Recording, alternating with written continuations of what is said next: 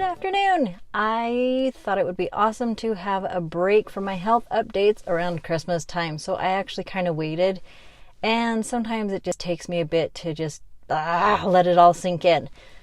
So apparently somebody had yet another clot. So if you're subscribed to my channel, you'll know. If you're not subscribed, please subscribe and like. And I can't remember all the stuff you're supposed to say when you have a YouTube channel, but do all that. Anyhow, you will know that I've had a big clot in my heart, lots of clots in my lungs, and just randoms, right?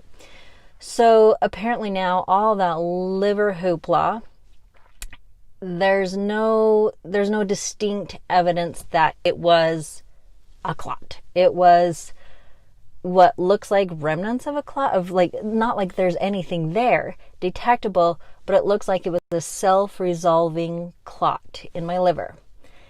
Now, I don't even know what to say about that. When I went to the ER, the guy distinctly looked for clots. Why? Because I told him my history of clots. So he distinctly looked, but he did not see the evidence. So that being said, he looked for the evidence of clots in the lung, or not the lung, liver, and didn't see it.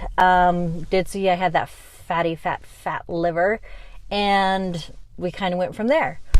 So then went through, got the hip scan, all blah, blah, blah, blah, blah, although height scan, whatever.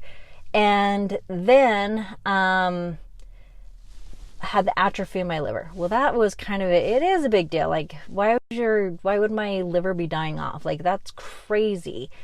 So went in, had that one hemorrhaging thing, which I have to say, ever since that happened, I have so much less pain, so much less pressure, so much less bulk of, it's amazing. So, I don't know, thank you, hemorrhage. It was pretty awesome. But nonetheless, I'm still stuck. I am still stuck thinking, what in the world happened? I mean, really, like, the guy checked distinctly. Could not see it other than fatty. Go get the height scan. Maybe that activated. I don't know. Maybe it helped clear out. Who knows? Maybe it's good for me. I don't know.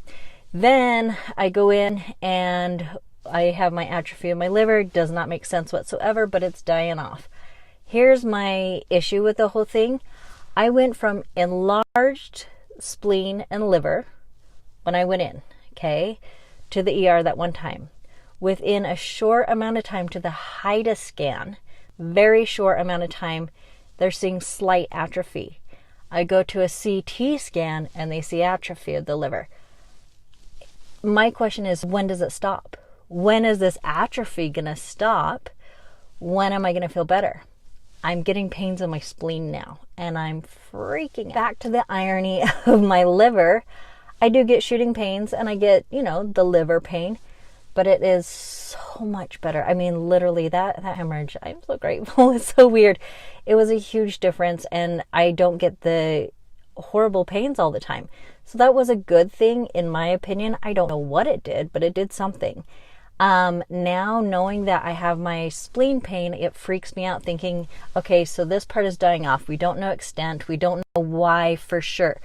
The idea that my doctors are going with is that there was a self-resolving clot, which I'm totally cool with.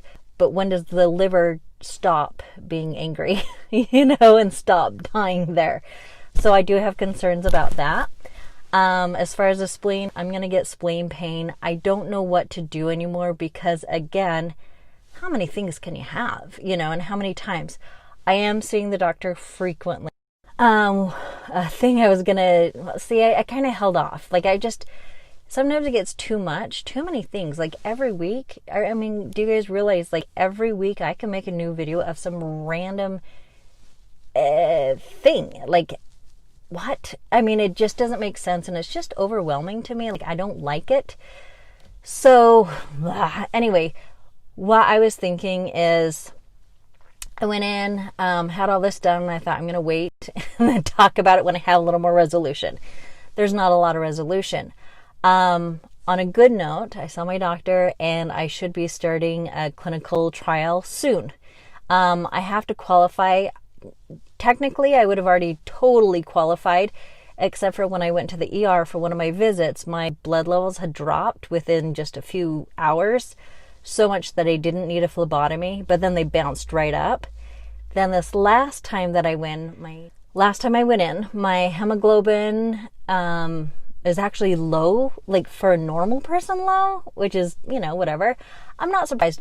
Quite frequently, I will have purple lips, and I know that, and I see that, but again, what do you do? You know what I mean? I really, I do what I can, but, I can't fix everything. So, anyway, purple lips, and it just sucks, and I just say, okay, keep going, But the hemoglobin has been down. Hematocrit was actually down to 30 something. It was low for me, super low. It was pretty awesome. I felt amazing when I saw the doctor. Amazing. And then the next day, down for the count. So there you go. I do see some hope. I do feel frustrated with what in the world is going on. I get, exhausted, all of those. My blood drops.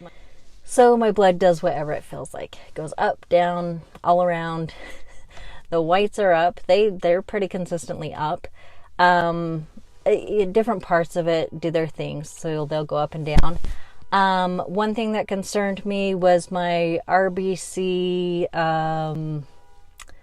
nucleated RBC. It was 0.2 or 0.02. I'll look and I'll put it on here. But it had been so stable for a while, so then it just jumped really quick, little thump. So it was like 0 to thump.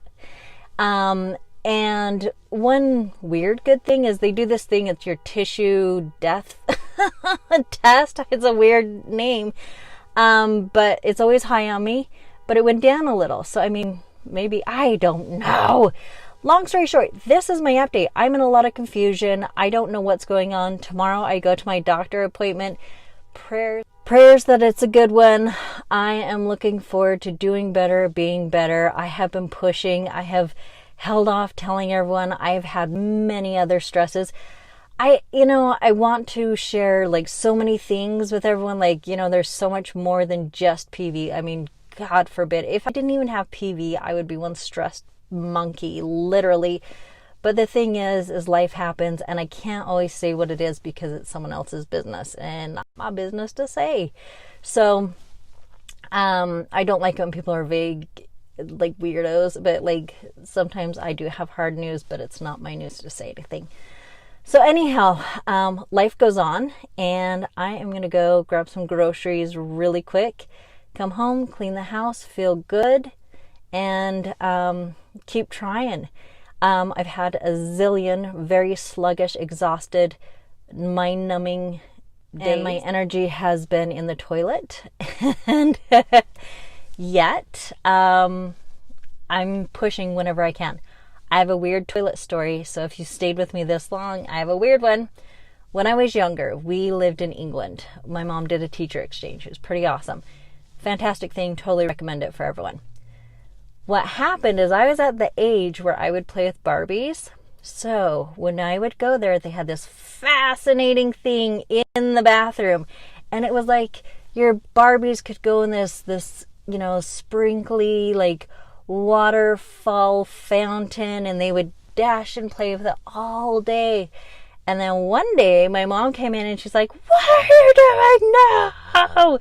Don't touch that. Don't put your Barbies in that. That's gross." Well, she didn't mention what it was actually used for. So all that changed